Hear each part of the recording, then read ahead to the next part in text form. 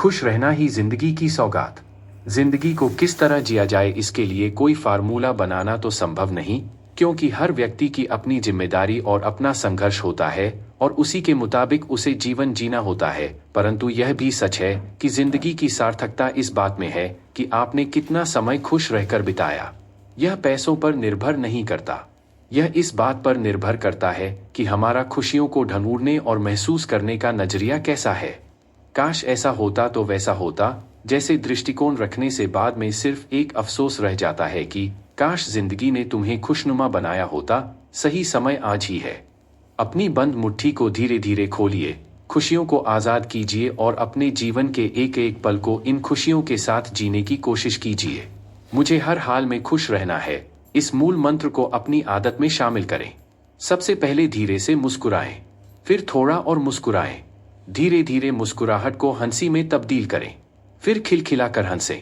यह कारगर उपाय है डिप्रेशन, उदासी, चिंता से निजात पाने का। सबसे पहले फुर्सत का समय चुनें। जवाब यह नहीं होना चाहिए कि काम से फुर्सत ही नहीं मिलती। बिना किसी वजह से हंसना शुरू कीजिए, खुलकर हंसिए बिना किसी संकोच के। धीरे धीरे पंजों के बल उछलना शुरू कीजिए। हंसते रहिए, लगातार कम से कम 5 मिनट।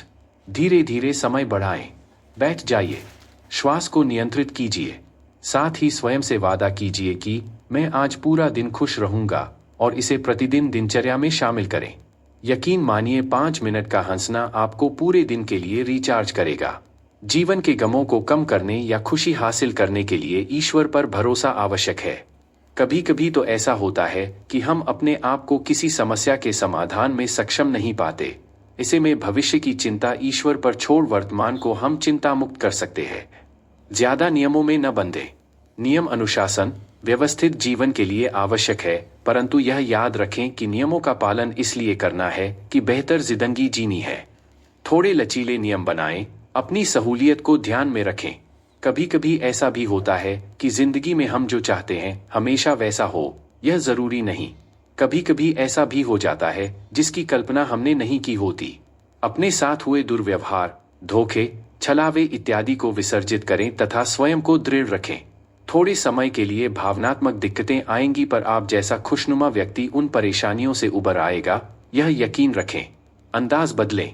अपनों से गिले शिकवे करना हमारा हक है, पर इस बात का भी ध्यान रखना जरूरी है कि जिससे हम अपनी बात कह भी दें और किसी का दिल भी दुखी न हो।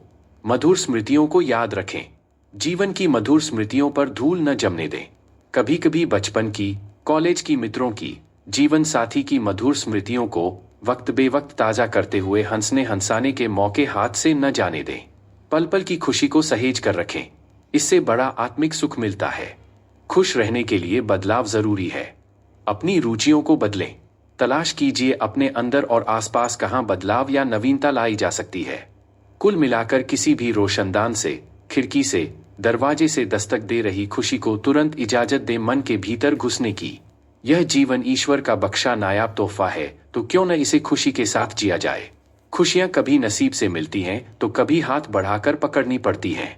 यदि जीवन का हर सफर हंसकर काटा जाए तो राह आसान हो जाती है और मंजिल काफी करीब हो जाती है। साथ ही खुशियों से बीमारी से भी सामना करने की शक्ति बढ़ जाती है।